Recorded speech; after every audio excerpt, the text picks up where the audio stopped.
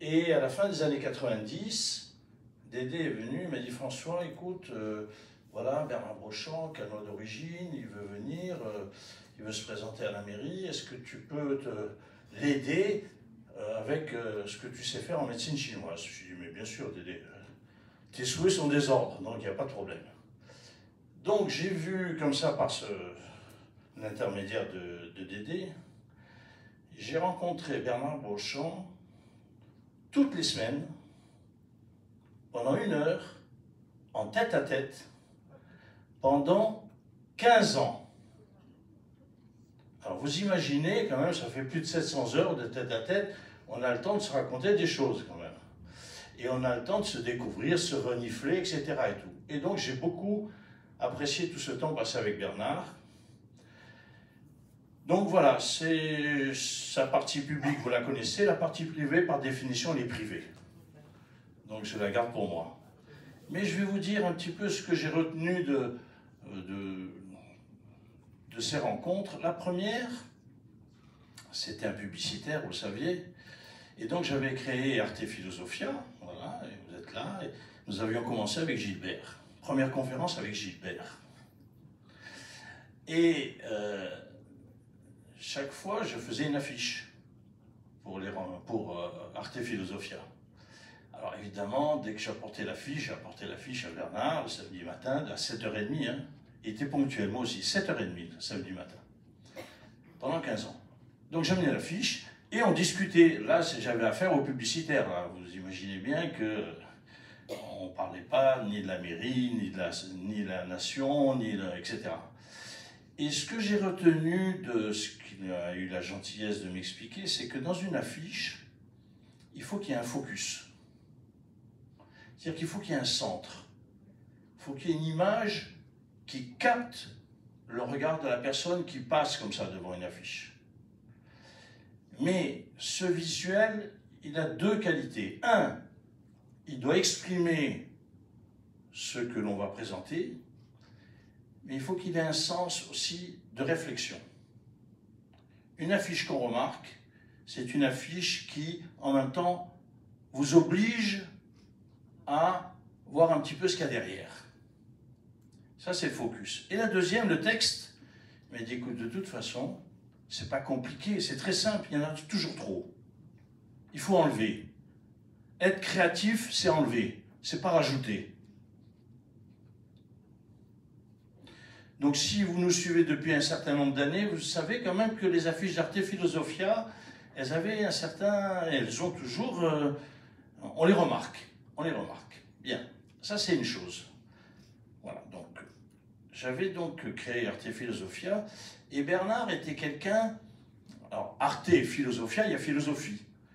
La philosophie, il aimait bien, mais enfin c'était trop éthéré pour lui. C'est quelqu'un de pragmatique, il faut faire, il faut que ça marche. Et avec les idées, tu peux raconter ce que tu veux, le contraire, etc. Lui, il était plus littérature, il lisait.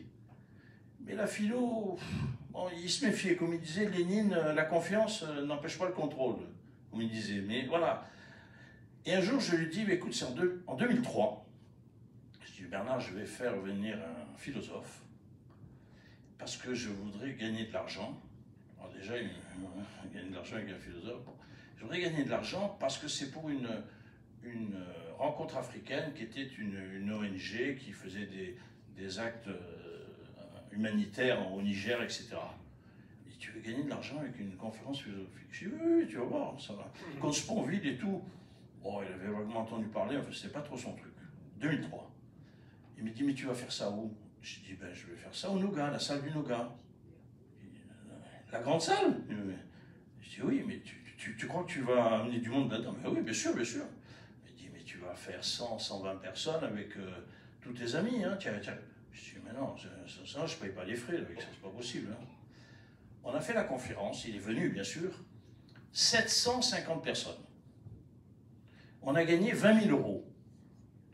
Alors là, du coup, quand je lui parlais philo, le regard avait changé. Il dit, donc on peut, ça peut marcher cette histoire-là. Bon, donc on a fait.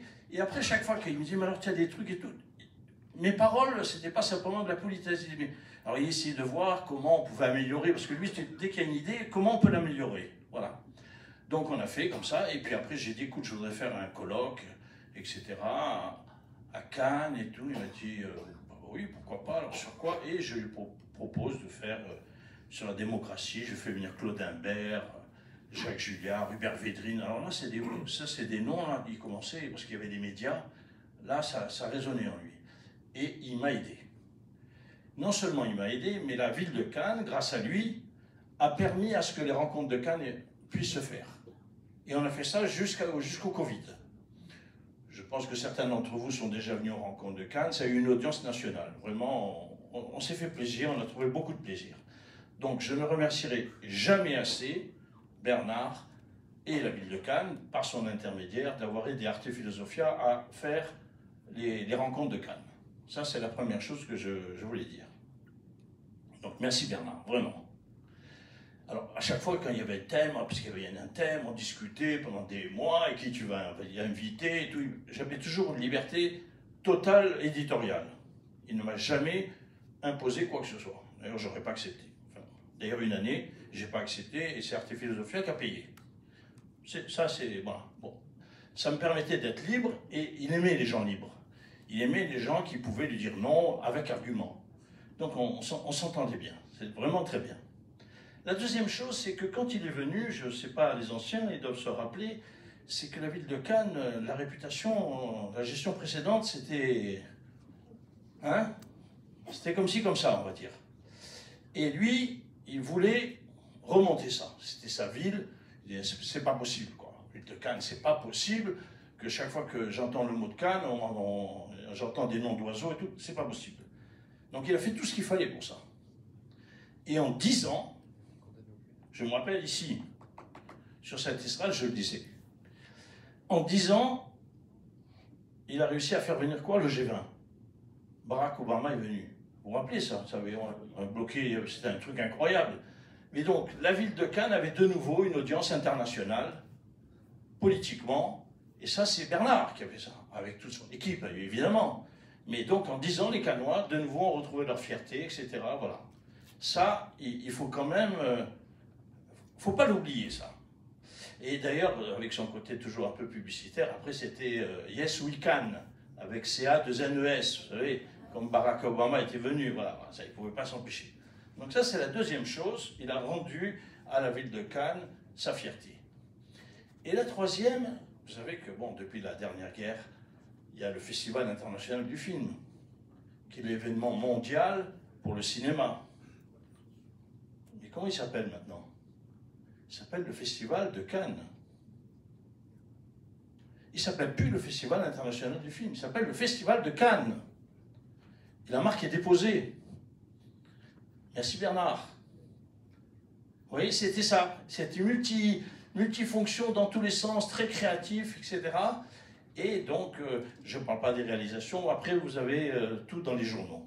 Donc voilà, pour ces trois choses, bien sûr pour Arte Philosophia, mais pour ces, je ne sais pas, ces 600, 700 heures en tête-à-tête, salut Bernard, et merci.